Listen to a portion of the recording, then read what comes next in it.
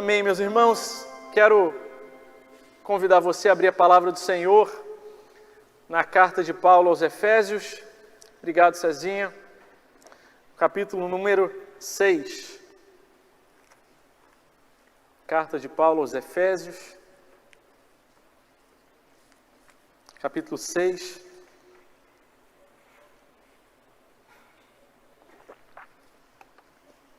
Nós vamos ler versículos 5 até o 9. Em uma certa medida, esse é basicamente o último texto de Efésios, de uma linha de raciocínio do apóstolo Paulo, porque o versículo 10, o apóstolo Paulo abre dizendo, quanto ao mais. Então ele conclui uma grande ideia e depois ele abre outra e a realmente última sessão, falando sobre armadura, e vamos, com a graça de Deus, nas próximas ocasiões,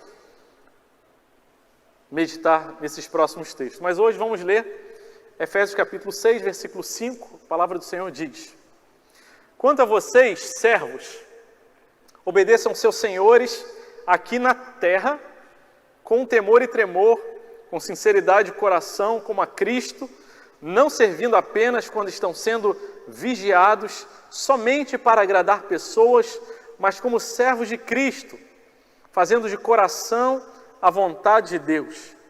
Sirvam de boa vontade, como se estivessem trabalhando para o Senhor e não para as pessoas, sabendo que cada um, se fizer alguma coisa boa, receberá isso outra vez do Senhor, seja servo, seja livre.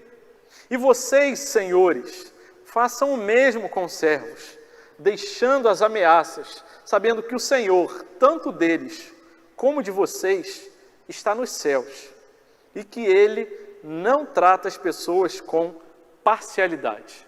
Amém. Quem tem tido a alegria e o privilégio de ler a palavra do Senhor, a Bíblia, em papel, tem a alegria de desfrutar da percepção, inclusive tátil, visual, de ver que a carta está chegando ao fim. Quando a gente lê em dispositivos digitais, isso fica mais difícil da gente perceber isso. Mas é importante essa percepção de em que lugar esse texto está inserido. E ele está inserido justamente nessa conclusão, nesse final da carta aos Efésios e nesse bloco que o apóstolo Paulo dedica a partir do capítulo 5, no versículo 1, a falar sobre os nossos relacionamentos.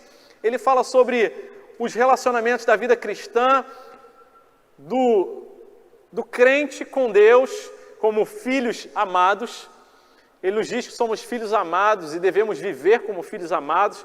Aliás, o verbo viver aparece muito nessa segunda parte da carta aos Efésios, porque a segunda parte ela é eminentemente prática, a ênfase é para a vida prática. Então ele fala, vivam, não vivam como gentios. Ele diga, vivam como filhos amados.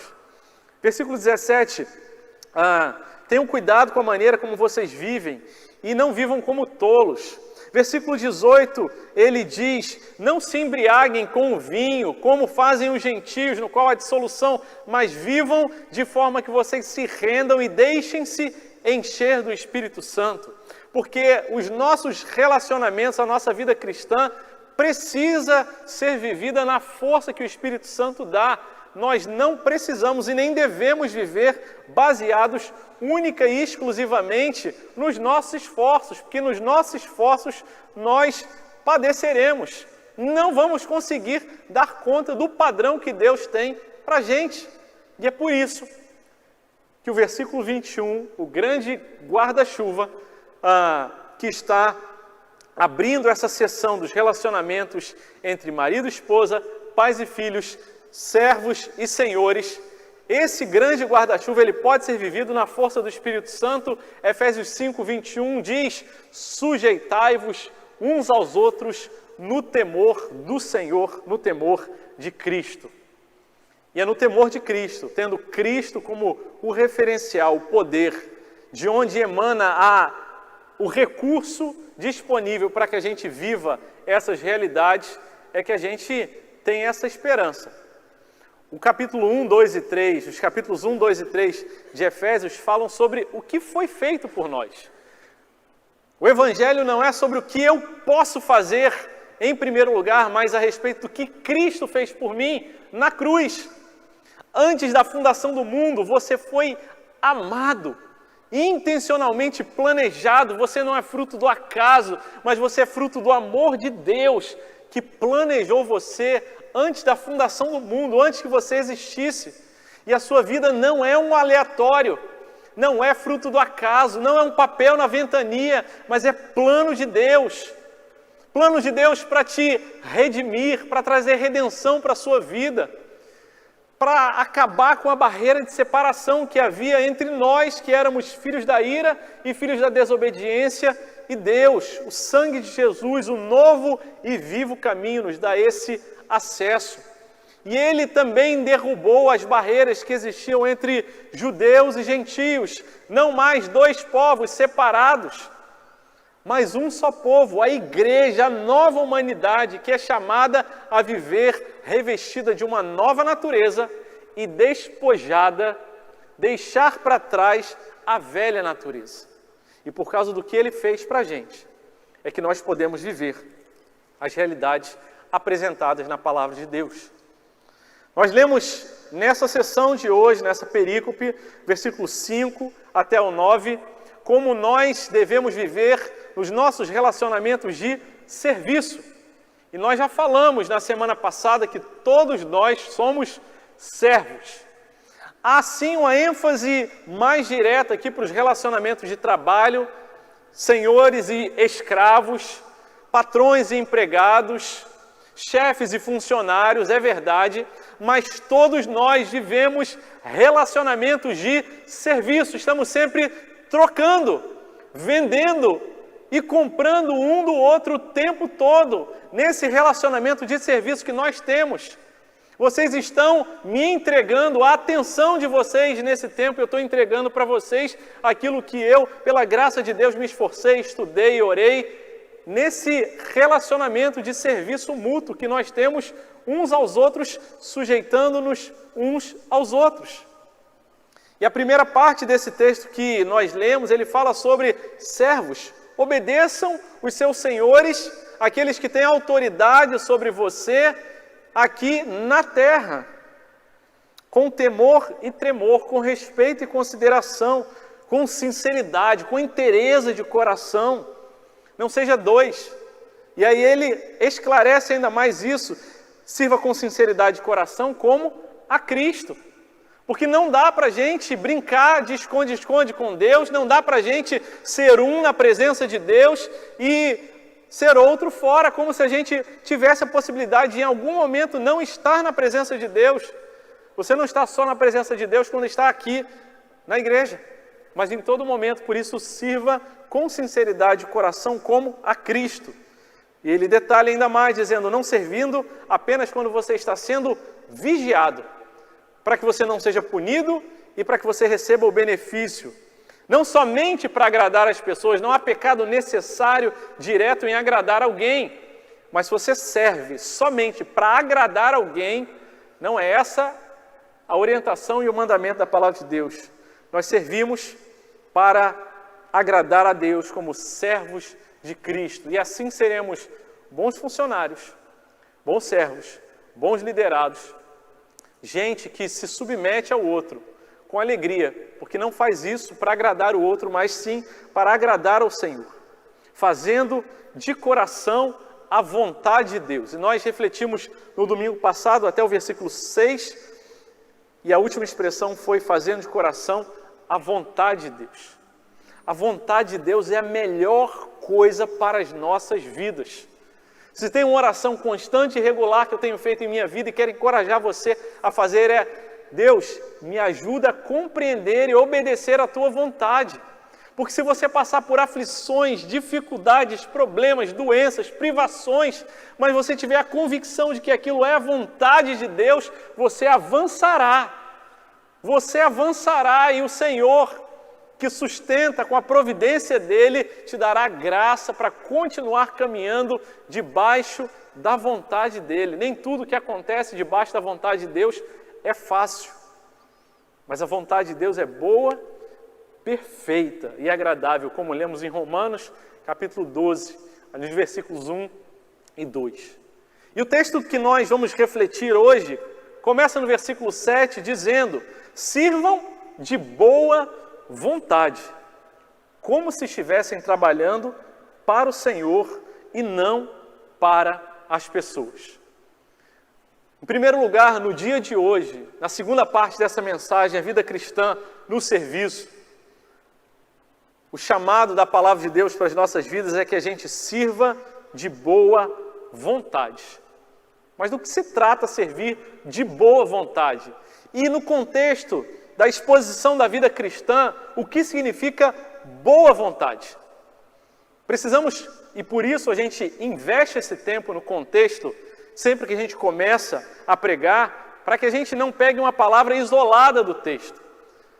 Ele acabou de falar sobre conhecer e servir de coração a vontade, fazer de coração a vontade de Deus.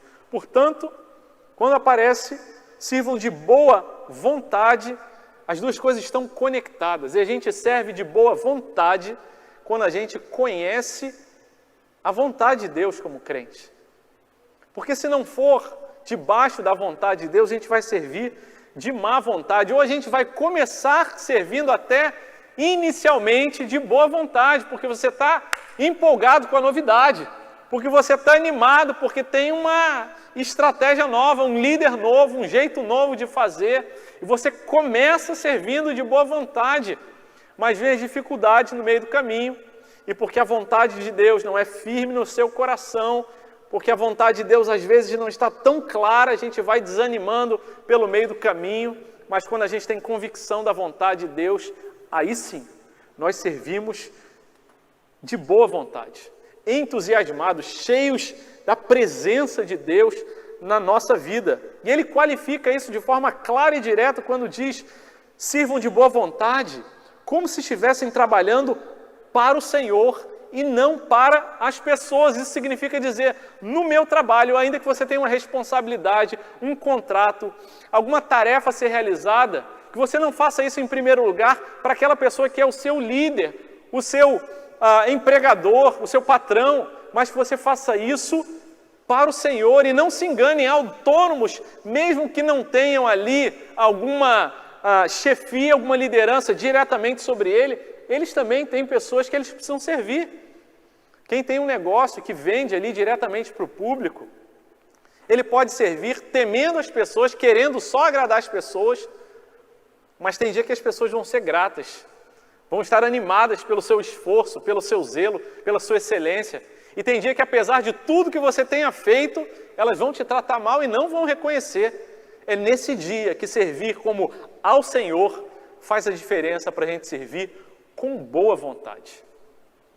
Por isso, o que fizermos, façamos o melhor possível, de boa vontade, porque assim a gente glorifica o nome do Senhor, porque estamos fazendo para a glória do Senhor e não para a glória das pessoas, não para agradar as pessoas, mas para agradar ao Senhor. E se você não é crente ainda, se você é visitante, se você está vindo numa igreja pela primeira vez, você está entendendo isso, você quer isso para a sua vida, eu quero dizer, há lugar para você entre nós, na presença do Senhor. E nós não vivemos essas coisas baseadas na nossa própria força, mas em rendição diante de Deus, dizer: Deus, tem misericórdia, eu quero tanto viver isso, eu já tentei viver isso. Jesus, eu me rendo, eu me entrego ao Senhor, eu entrego a minha vida ao Senhor.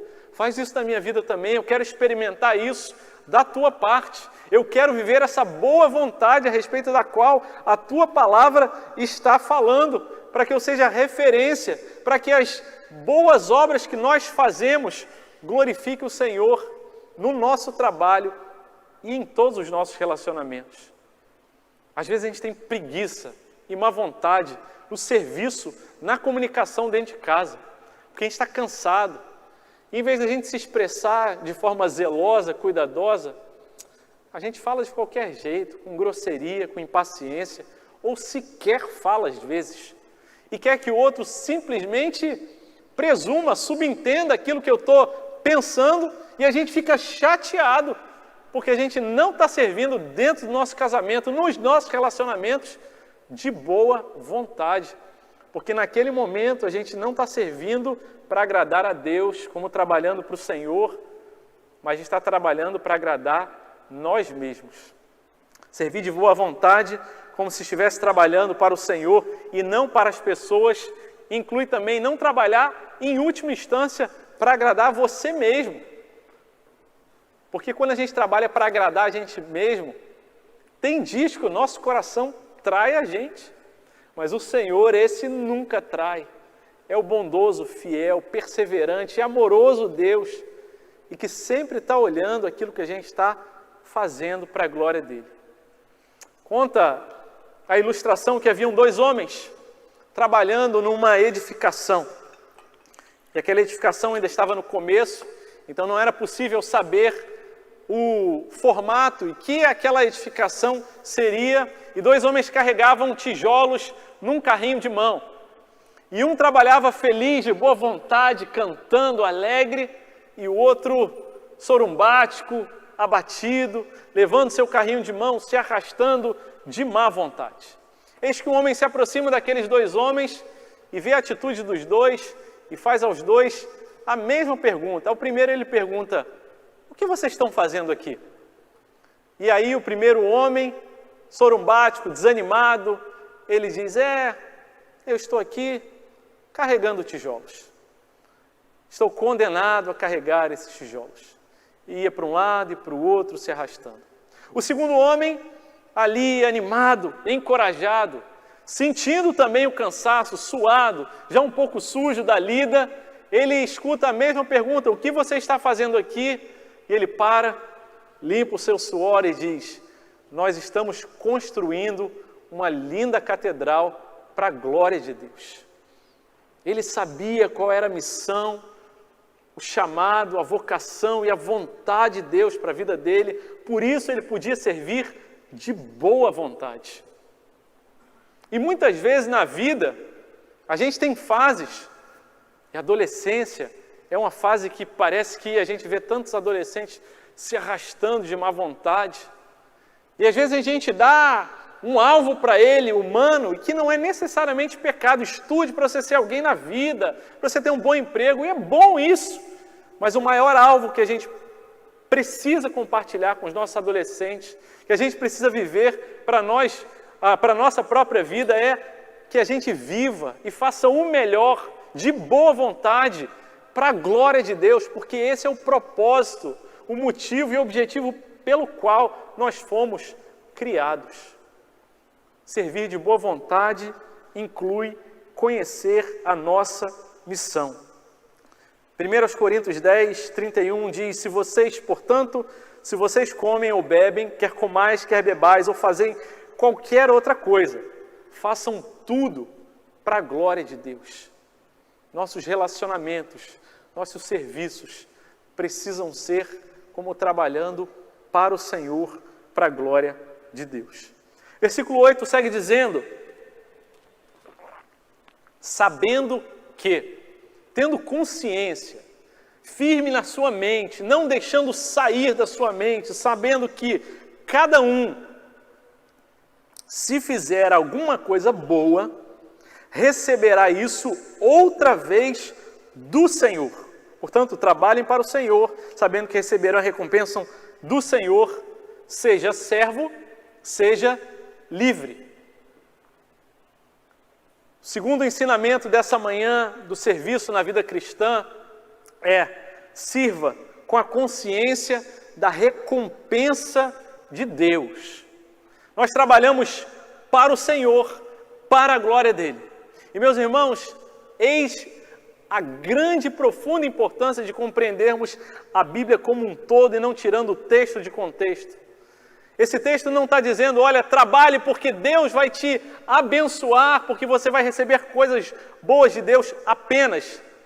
Não é somente isso, porque quando nós fazemos um bom trabalho, nós somos recompensados pela melhor coisa que Deus pode nos dar, E tenha certeza, não se trata de bênçãos materiais, não se trata de benefícios humanos, físicos, mas a coisa mais sensacional, importante e valiosa que a gente pode receber do Senhor é a própria presença dEle. Aliás, quem serve trabalhando para o Senhor, ao mesmo tempo que serve, é também recompensado, porque está gastando, investindo a sua vida naquilo que vale a pena. Essa pessoa vive com um profundo senso de propósito e de missão.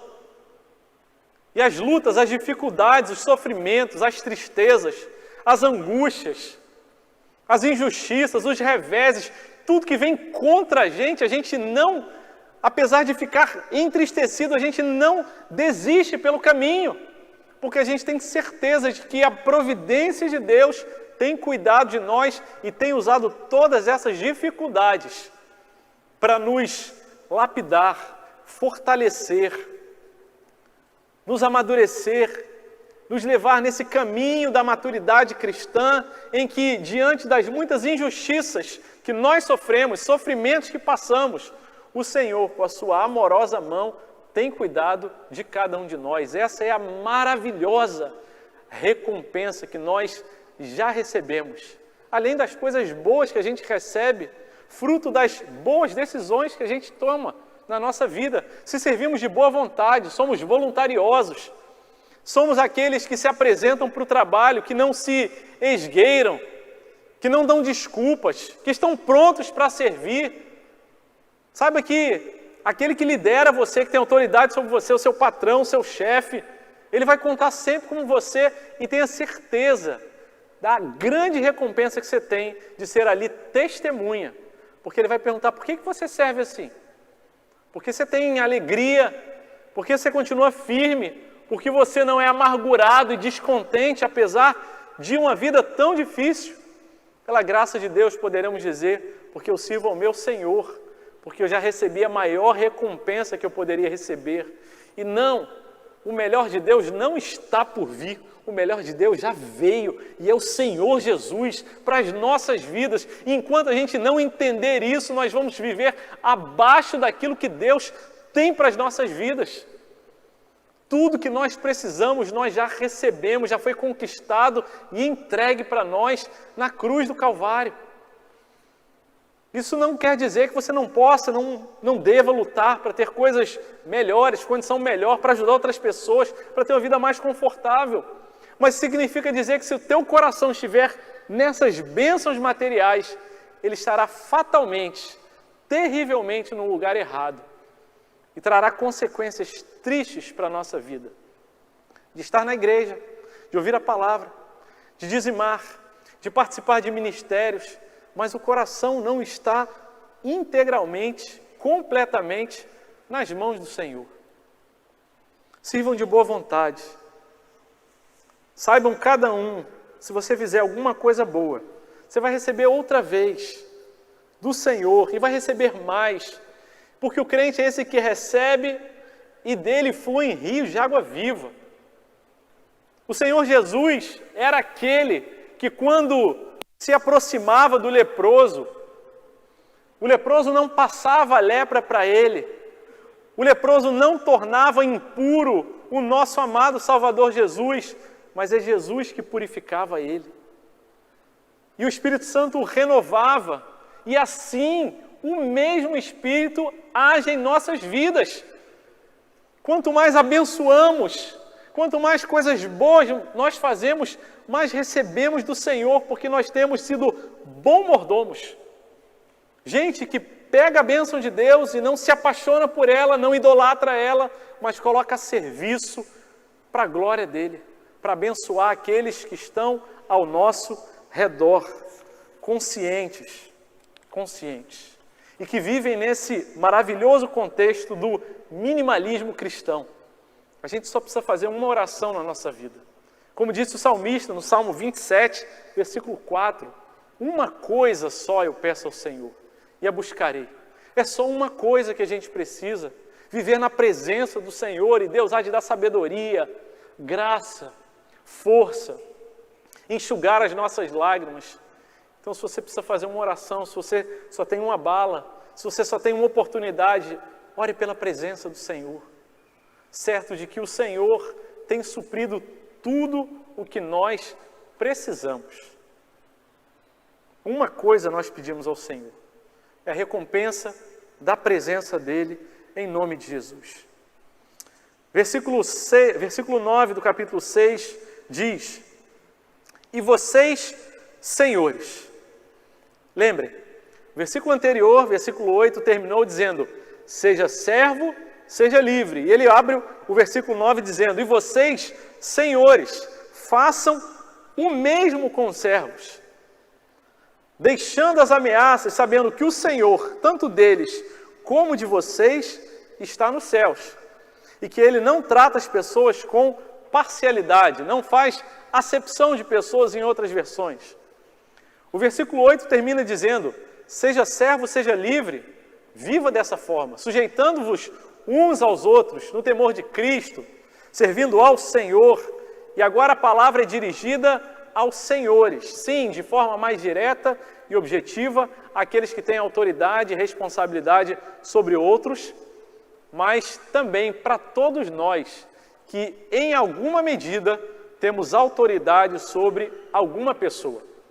Talvez seja um empregado, um funcionário, um colaborador, alguém que trabalha na sua equipe, que você é líder, talvez seja alguém da sua casa, talvez seja apenas algum momento em que você vive, em que Deus te colocou naquela situação em que você exerce autoridade sobre outra pessoa. Talvez você seja membro de uma igreja, mas que em algumas situações Deus te dá a autoridade e a responsabilidade de procurar o pastor e com a autoridade de Deus falar, pastor, preciso dizer uma coisa para o senhor está errado nisso, o senhor precisa melhorar.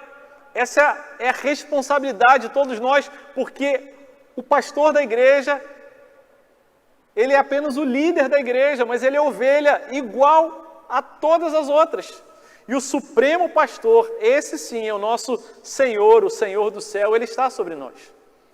E a palavra diz, senhores, façam o mesmo com os servos. Ele está dizendo, se você exerce autoridade, volta lá para cima e lê tudo de novo e aplica para você. Sirvam com temor e tremor, a sua liderança seja uma liderança de serviço, amorosa, sacrificial, com consideração, não seja oprimindo. Sirva com sinceridade de coração, na liderança, como o Senhor, como a Cristo. Lidere e tenha autoridade sobre aqueles que estão debaixo de você, numa hierarquia ali de trabalho, considerando que você deve fazer isso não apenas quando a pessoa está diante de você, não para agradar as pessoas, mas para agradar a Deus. Sirva de todo o seu coração, faça o mesmo com os servos. E ele diz, deixando as ameaças.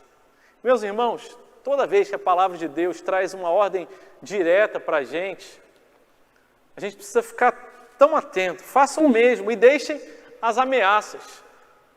Porque todos nós, assim como temos a tendência natural de servir para agradar as pessoas, temos a tendência natural de viver ameaçando os outros.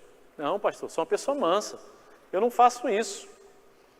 Mas já parou para pensar que a gente tem muitas e variadas formas de ameaçar um ao outro, às vezes até numa chantagem, num relacionamento, que se você não fizer isso, você vai ter consequências, ou você nem fala. Se você não fizer isso, e as ameaças vão naturalmente, por causa da nossa natureza pecaminosa, crescendo.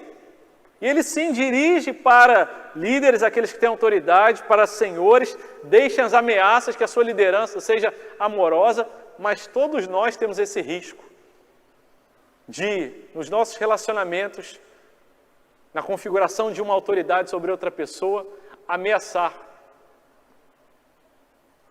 Usar o expediente do medo, essa terrível e maldita herança que entrou na humanidade depois da queda. Quando Adão e Eva estavam no paraíso diante do Senhor, antes da queda no jardim do Éden, eles viviam em comunhão plena com Deus, e quando desobedeceram, uma das primeiras consequências foi a entrada do medo.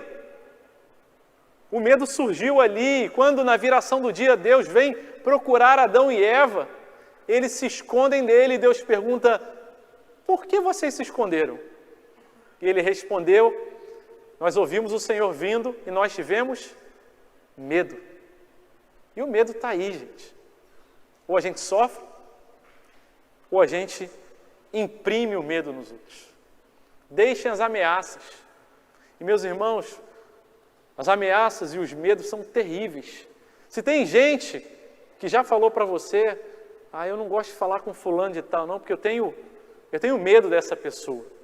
Talvez o nosso jeito precise ser tratado, lapidado por Deus. Talvez você não fale palavras, mas a sua atitude precisa mudar.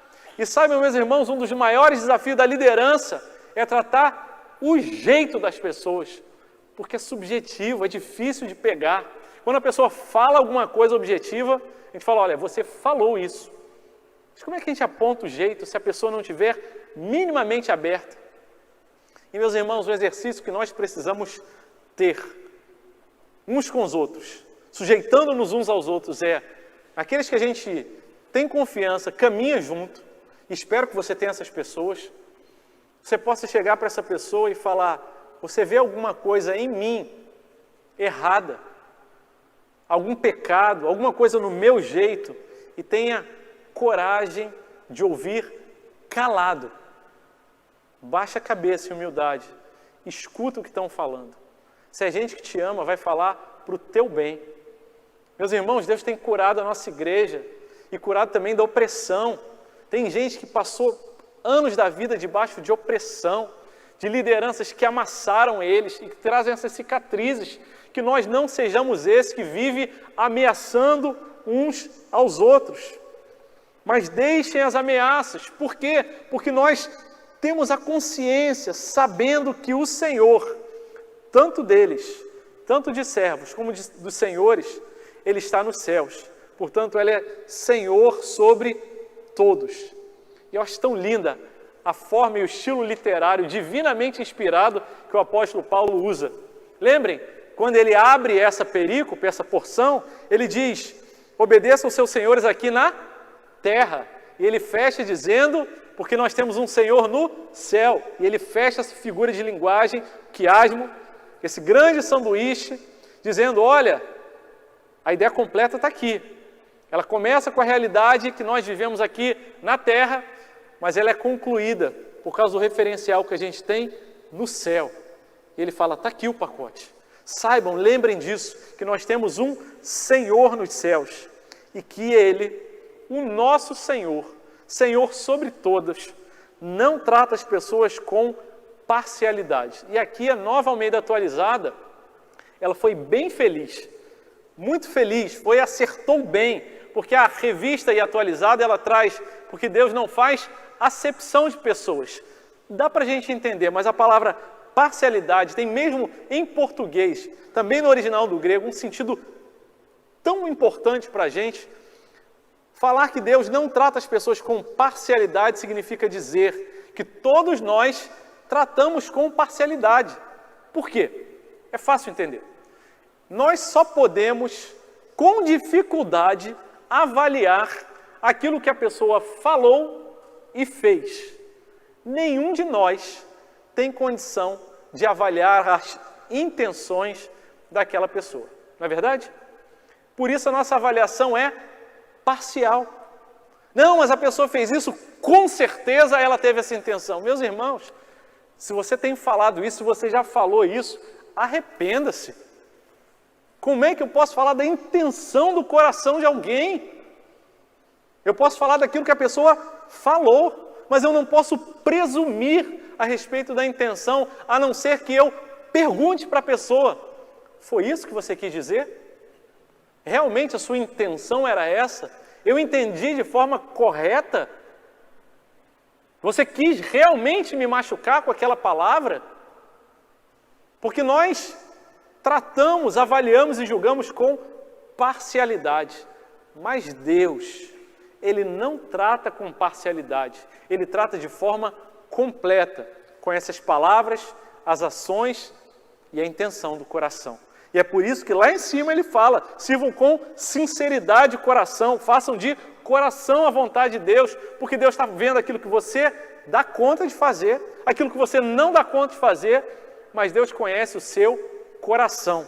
Por isso, deixe as ameaças, deixem de viver nesse lugar do medo, deixem de viver nesse lugar em que os relacionamentos não avançam, porque eu tenho reservas com o outro, porque eu não abro o coração, e eu já falei isso, Deus tem falado muito ao nosso coração. Muitas vezes as nossas reações são por causa de feridas do passado, porque gente injustiçou, amassou você, e aí o coração fica ressabiado, escaldado, e você não quer abrir mais. Eu quero dizer para você que o nosso Deus estava no dia que você foi injustiçado. Ele não estava dormindo naquele dia. E na providência dele, ele sabe o que aconteceu com você. E ele quer usar essas situações para te aperfeiçoar, para te restaurar, para trazer redenção para você. Para que você não ameace mais os outros com o seu jeito.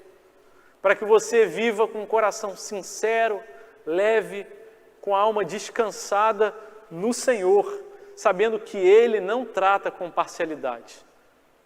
Aqueles que precisam tratar com Deus porque fizeram alguma coisa errada, não se preocupa. Deus vai cuidar. Deus está olhando, Deus está vendo. Descansa o teu coração em Deus, que conhece a tua sinceridade. E ainda que a tua intenção lá atrás tenha sido ruim, e o Espírito Santo mostrou isso para você e trouxe quebrantamento para você, o nosso Deus de novos começos, de graça e de misericórdia, está dizendo, há um tempo novo para a sua vida. A minha graça te visita, a minha misericórdia está sobre a sua vida, e a gente vai fazer uma nova história daqui para frente, nesses relacionamentos, o serviço que a gente tem um ao outro, fazendo como o nosso amado Jesus fez. Reuniu os discípulos, colocou a toalha amarrada na cintura, sujeitou-se a eles e, como escravo, lavou os seus pés. Esse é o chamado de Deus para as nossas vidas e para a nossa igreja. Eu creio que Deus já está fazendo isso e vai continuar fazendo. Há de sarar os nossos corações, há de fazer de nós, de fato e de verdade, um povo e uma família que é imperfeita, que erra, mas tem coragem de pedir perdão, de se arrepender, de não mais ameaçar o outro, de chegar com confiança para o outro e perguntar, você vê alguma coisa errada na minha vida? Me ajuda a melhorar. Que assim, tudo isso façamos para a glória do nosso Deus, de boa vontade, sabendo que o Senhor tem cuidado de nós. Vamos orar mais uma vez? Santo Deus, Senhor sobre toda a criação, Senhor sobre as nossas vidas, nós te louvamos pela tua preciosíssima palavra, Deus. Oh Deus, louvado seja o teu nome, Pai. Obrigado, Pai, porque o Senhor tem cuidado da tua igreja, tem instruído, dirigido, tem nos lapidado, tem nos limpado, aperfeiçoado, tem mostrado os lugares onde a gente tem errado. Senhor, a tua palavra tem vindo aos nossos corações.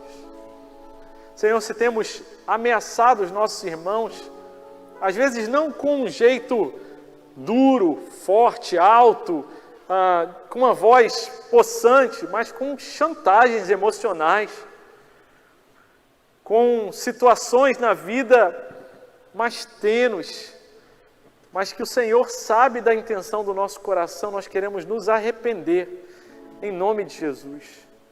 Senhor, se temos vivido a nossa vida de má vontade, descontentes, amargurados, às vezes até com raiva do Senhor, não descansando e confiando no Teu amor e na Tua soberania. Deus, tem misericórdia de nós. Alcança-nos, Espírito Santo de Deus. E Deus, se há alguém entre nós ainda que não entregou a vida ao Senhor, mas que nessa manhã está dizendo: Jesus, eu quero viver isso. Eu quero isso para a minha vida, vem morar na minha vida também. Eu quero entregar, eu quero que o Senhor seja o dono da minha vida. O Senhor, Deus, escuta essa oração nessa manhã e muda as vidas.